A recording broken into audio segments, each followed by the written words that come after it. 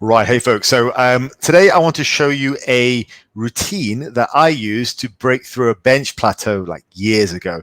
It's called the Hepburn Method, and it's from a book that was his autobiography, and included in that was a range of routines, set and rep schemes, and things that he did, as well as the story of his life. You should check it out. Actually, it's a pretty crazy book. Talked a lot about his experiences with LSD as administered by a doctor, and like various other things like that to do with his life. His injury, his club foot that he grew up with, and becoming a big time strongman. Pretty awesome book, cool biography, and insight into a very unusual man. So now I'm going to show you guys on the screen what the program is. It's not a particularly complicated program, but I wanted to have it here just so you can visualize it while I'm speaking. So firstly, he had two programs, and they were slightly different, very similar kind of methods, but I'll explain to you what they are. So firstly, it's a program. This is not like a program, but it is a program, but it's also program A. Now, with both programs, you have two phases. So the first phase is the low rep phase, and then you have a high rep phase. So it's called power and pump. Now, I can't remember off the top of my head if Hepburn actually called it a power pump phase. I suspect he did in his autobiography, but in any case, it's the low rep phase and then the high rep phase. They both follow each other. So they're not really phases. They're basically parts of the day. So you'll do this for every exercise. Now, with program A, let's say we start with a bench press. You'll do 8 sets of 2 on the first time you do this exercise, and they're not supposed to be maximal. They're supposed to be submaximal. So let's say you benched 100 kilos, 2 plates aside for a double as your max. You would probably start with about 90 or even 85. So take about 85 to 90% of what you can do for a double and start there. So it should be a very comfortable double. Okay, even 80%. It should be a very comfortable double. That's what you start with. And you do 8 doubles in the very first session. Okay, that's your first session. Now, you might do these sessions a couple of times a week, so you're training fairly frequently on the same exercise. Or maybe once a week, that's fine as well. That's how I did it. So you have 8 doubles, and then over time, you build up to 8 triples. Now, Hepburn would tell you to build up 1 rep at a time. So getting from 8 sets of 2 to 8 sets of 3 would actually take you 8 sessions. So whether that's 8 weeks or 4 weeks, depending on how often you train. Now, I didn't do that. I just went up by as many as I could go up comfortably, but there you go. Then you've got the pump phase, which is 3 sets of 6, building up to 3 sets of 8. And he recommended doing that in the same way as well. You add 1 rep at a time and you just go up. Now, that was program A. Program B was 5 singles to 8 singles, and then a pump phase of 6 triples, moving to 6 sets of 5, taking as many sessions as you need. Again, he would recommend 1 rep at a time, so progression is nice and slow. In his mind, it was the regularity of training, the sheer regularity of training with those sets and reps and those heavier weights would build strength. So he favored more frequency than he did going all out, balls out intensity, which I think is quite a lot to be said for that based on strength development. So that is the basic program. Feel free to pause it there if you want to just copy that down. Now, let's talk a bit about why this works. So firstly, we've got the intensity aspect. Like, he wasn't asking you to go all out, like 0 RPE or to failure. What we know from strength development is highly specific. So in general, you're not going to find that many strength programs, which are pure strength programs, which get you to go to failure on the lifts. Like, I know if you remember the Juggernaut program, the Juggernaut method by Chad Wesley Smith, that was one where AMRAPs were a part of that, but that was very much a hybrid split where it was like strength and hypertrophy development. On their more specific the most specific power building or powerlifting splits, they didn't have as much AMRAP work or as much work to failure.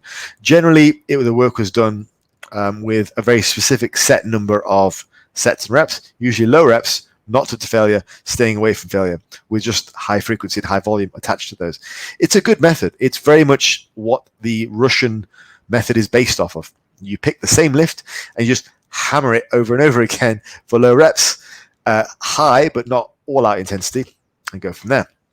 So that was that's the basis about why it kind of works. You get frequent work on the basic lift, the big lifts. You are going to grow from that stuff, but really it's used to break through strength plateaus. So a lot of practice, a lot of neural strengthening, And yeah, it's a guaranteed way to get bigger and stronger. Just make sure you take care of recovery. So whereas Hepburn would recommend you do those twice a week, for a lot of people doing, say, for example, twice a week squats and deadlifts for up to 8 doubles, 8 triples, followed by 5 sets of whatever, that's a lot of work, and they wouldn't be able to do that twice a week.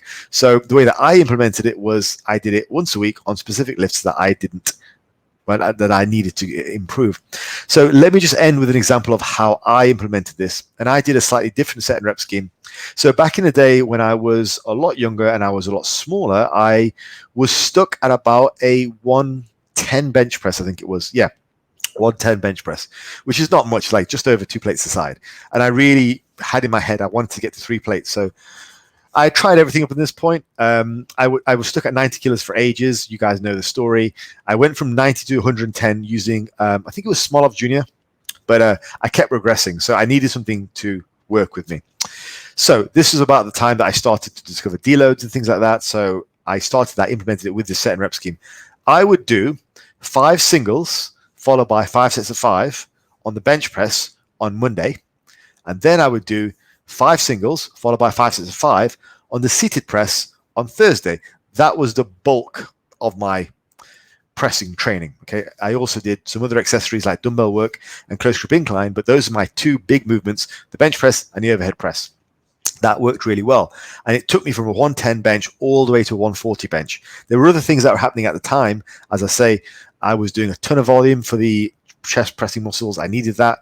That really grew my size, but I managed to increase from 110 to 140, really just recomping for the most part. And those were some gruesome workouts. I mean, I was doing 10 sets of hard benching every Monday, followed by 10 sets of hard overhead pressing every Thursday, as well as close grip benching on the incline, as well as dumbbell work. So yeah, all in all, I was doing about 30 sets of pressing per week. And that was pretty brutal, but that's ultimately what got my bench from 110 to 140. So high degree of specificity.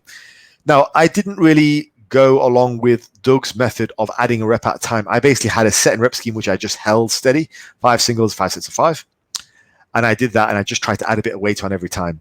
But I found that was a great way of getting stronger. And I think if you guys were to implement that and you're young, you're healthy, you're perhaps not that strong, and you've got some gains to go, it would be a good way to do things. Because I wouldn't do it now, because I think that would expose me to too much injury. But certainly what we're looking at now, 18 years ago, when I was trying to improve my numbers heavily, that is what built me up. And I went from that 110 bench to that 140, eventually topped out at 150 bench when I was smaller. And that was really good. Like I hit bigger numbers when I improved my body weight, like a lot more. But I recompositioned that about 83 kilos and stayed within that weight category. And that was the best numbers I hit at the 83 was 150 kilo bench. So that was the routine I used. And if you look at the Doug Hepburn method online, you'll see he's accredited to a different variations, but the theme is always the same. The theme is lots of singles and doubles initially, followed by lots of like medium rep work after that in the same routine on the same day on the same exercise. Now, the way that I changed it was I didn't do the adding 1 rep at a time. I found that to be a little bit protracted. I found it to be a bit boring, frankly. I had my work. I was doing that. I added weight every time. Also, I varied it. Like I didn't do bench twice a week. Like for me, I think that would have been too much. So I did bench followed by an exercise, which helped the bench another day of the week. So that for me was a seated press. At the time, I was 83 kilos, so I was a lot smaller, right? So and a relatively fat 83 kilos as well, so I was smaller. And so, yeah, I moved up to 110 to 140, 150 bench doing that. And then another day per week, I did a seated press, and I was able to do that, and they both sort of improved each other. I think I topped out at about, I think it was 100 for 3 on the seated press, something like that. But anyway, there we go. So that is the Hepburn method. Very good method. Hepburn used it for all his exercises. I personally wouldn't use it for every single exercise in the routine. I think you should be a bit more rounded.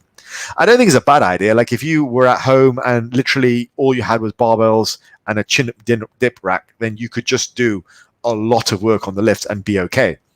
And it's not a horrendous way to go. I would just make sure you are covering all your bases. With Hepburn's method, he had everyone doing chins, benches, squats, deadlifts, overhead presses, everything. He just really minimized the extras. So he had about 6 exercises, I think, in his routine, which covered every aspect. And that's not a bad way to go. I personally would say pick one particular exercise that you're lagging, and you can hit it that with this set and rep scheme, and find the particular variation that you're comfortable with. So whereas Hepburn had the book and he did 8 doubles and all that stuff, I preferred 5 singles with 5 sets of 5. I think at the time that was actually a Hepburn method article which was written up by Bill Starr, and I was and still am a very big fan of Bill Starr, and I think Bill basically implemented that as his version of the Hepburn method. I seem to remember that. But in any case, I felt comfortable doing that. I don't think it would have mattered either way, whether I did 5 singles or 8 singles or whatever I did. The bottom line is lots of low rep work followed by lots of medium rep work, lots of work on the exercise tends to work. So yeah, I thought you guys would be interested in that, particularly if you sort of power builder types who are interested in the hybrid between strength and hypertrophy. It's a set and rep scheme you can implement for a lagging exercise, which can build it up. And so my goal was always to build up my bench, because it was so lagging, but also to build up my upper body. And I knew if I got my bench from 110 to 150, then I would be bigger, and I was. So it worked. So yeah, just something for you to consider. If you find it useful, if you've tried it, put it down in the comments below. Let me know your results. But I personally think it was very good. It worked very well for me. And I think it worked well for the reasons that I've stated in the video. All right, folks, I will see you next time.